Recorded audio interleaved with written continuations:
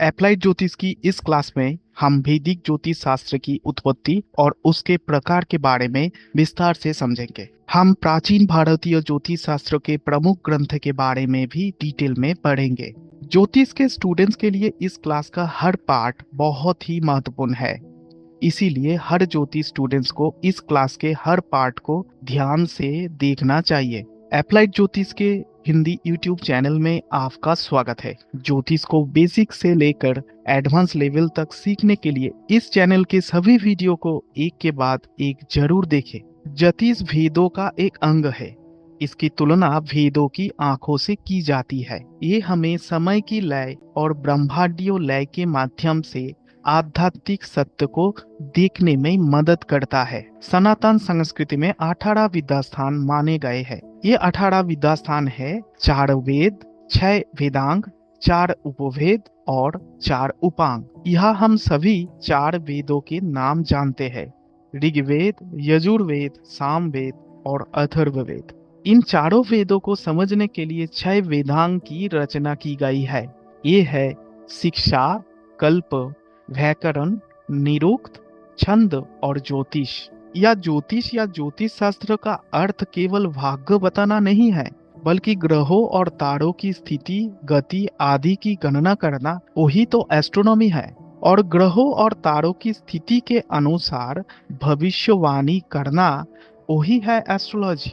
ज्योतिष शास्त्र एक ऐसा विषय है जो एस्ट्रोनॉमी और एस्ट्रोलॉजी इस दोनों का मिश्रण है। अब हम भारतीय ज्योतिष शास्त्रों की श्रेणियों को एक एक करके जानेंगे। ज्योतिष के इन भागों को वैदिक भाषा में स्कंद कहा जाता है। ज्योतिष मुख्य रूप से 3 स्कंद में विभाजित है। यह कल्पना कीजिए कि ज्योतिष एक पेड़ है और उस पेड़ की 3 शाखाएं है। इस 3 शाखाओं में 3 स्कंद शामिल है। अर्थात पहला स्कंद है सिद्धांत या गणित, दूसरा स्कंद है समाहिता या मुंडेन एस्ट्रोलॉजी और तीसरा स्कंद है होरा। ज्योतिष के पहले स्कंद है सिद्धांत। भारतीय ज्योतिष के इस भाग में ग्रहों की स्थिति, ग्रहों की गति, सूर्योदय, सूर्यास्त, चंद्र ग्रहण और सूर्य ग्रहण जैसे घटनाओं की गणना मैथमेटिकल एनालिसिस के माध्यम से की जाती है।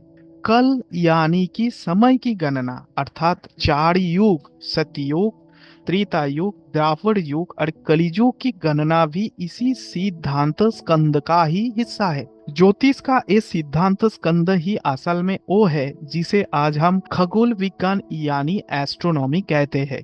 हम जिस पंचांग का उपयोग करते हैं वो भी ज्योतिष के सिद्धांत स्कंद का ही एक अंग है। भारतीय ज्योतिष में कुल 18 सिद्धांतों माने गए हैं, जिसमें से 5 सिद्धांतियां सबसे उल्लेखनीय है। पितामह सिद्धांतों, वशिष्ठ सिद्धांतों, लोमस सिद्धांतों, पौलिशा सिद्धांतों और सूर्य सिद्धांतों। इसमें सबसे महत्वपूर्ण है सूर्य सिद्धांतों। हालांकि इस सिद्धांतों के मूल संस्करण पूरी तरह से प्राप्त नहीं हो पाई है। बाद में विख्यात एस्ट्रोनॉमर और एस्ट्रोलॉजर बराहमीर ने इन सभी सिद्धांतों पर एक ग्रंथ लिखा, जिसे पंच सिद्धांतिका कहा जाता है। अब हम ज्योतिष के दूसरे स्कंद यानी कि समाहिता के बारे में जानेंगे।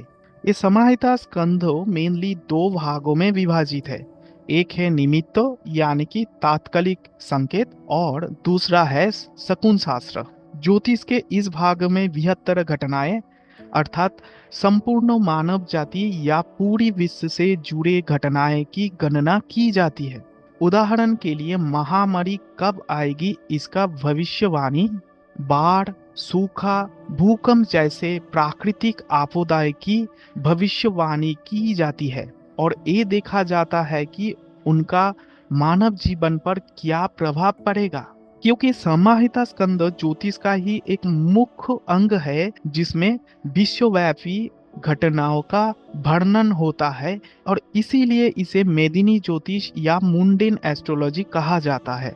अब तक उपलब्ध समाहिता स्कंद में सबसे उल्लेखनीय है नारद समाहिता, वशिष्ठ समाहिता, भृगु समाहिता और प्रसिद्ध ज्योतिषी और एस्ट्रोनॉमर बराहमीर द्वारा रचित बृहद समाहिता। अब आइए ज्योतिष के तीसरे स्कंद होरा शास्त्र के बारे में जानते हैं। ज्योतिष के इस होरा शास्त्र से हम में से काफी लोग परिचित है, क्योंकि इसी के माध्यम से पर्सनल लेवल पर एस्ट्रोलॉजिकल प्रेडिक्शंस की जाती है। अर्थात जब कोई ज्योतिषी आपकी कुंडली देखकर जो भविष्यफल बताते हैं वो असल में होरा शास्त्र का ही एक हिस्सा है।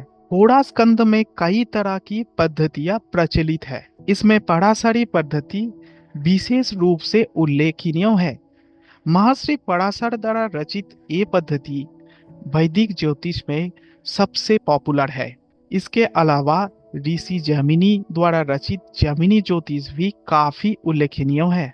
जैमिनी ज्योतिष के नियम जैमिनी सूत्र नामक ग्रंथ में पाए जाते हैं।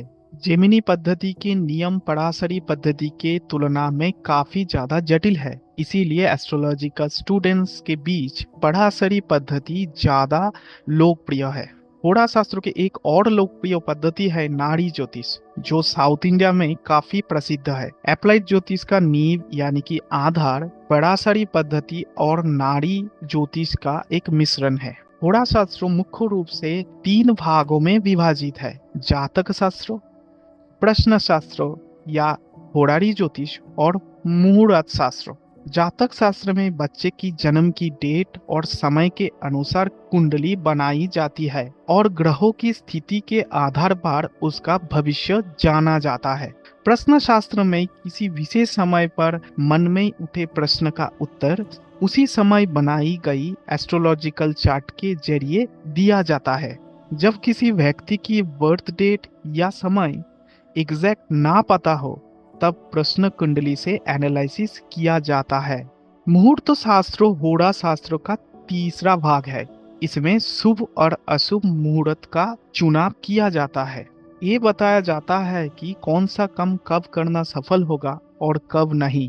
इसी की गणना को मुहूर्त शास्त्र कहते हैं। अब चलिए होरा शास्त्र की प्राचीन ग्रंथों के बारे में जानते हैं। होरा शास्त्र के कुछ प्रमुख ग्रंथ है, जिसमें से महर्षि पराशर द्वारा रचित बृहद पराशरी होरा शास्त्र, बड़ामिहिर द्वारा रचित बृहद जातकम, वैद्यनाथ द्वारा रचित जातकम परिजात, फल दीपिका जो कि मंतेश्वर द्वारा रचित है, और कल्याण बर्मन द्वारा रचित सरवल्ली विशेष रूप से उल्लेखनीय है। अप्लाइड ज्योतिष की इस क्लास में हमने ज्योतिष के 3 स्कंध या कैटेगरीज के बारे में सीखा। अगली क्लास में हम ग्रहों और प्लैनेट के बीच में क्या अंतर है, ज्योतिष में ग्रहों शब्द का यूज क्यों किया जाता है, इस पर विस्तार से जानेंगे। ज्योतिष में नवग्रहों और प्लैनेट एक जैसा क्यों नहीं होते, इस टॉपिक को डिटेल में एनिमेशन के माध्यम में हम अगली क्लास में सीखेंगे। भारतीय ज्योतिष शास्त्र के स्टूडेंट्स, अगर आपने अब तक अप्लाइड ज्योतिष हिंदी यूट्यूब चैनल सब्सक्राइब नहीं किया है तो प्लीज सब्सक्राइब करिए और appliedjyotish.com पर जाके अपनी जन्म कुंडली या बर्थ चार्ट बनाइए। एकदम निशुल्क है। साथ ही साथ वह अवेलेबल फ्री एस्ट्रोलॉजी टूल्स भी जरूर एक्सप्लोर कीजिए। आज की क्लास के लिए बस इतना ही। अगली क्लास में फिर मिलेंगे। तब तक के लिए नमस्कार। स्वस्थ रहिए, खुश रहिए।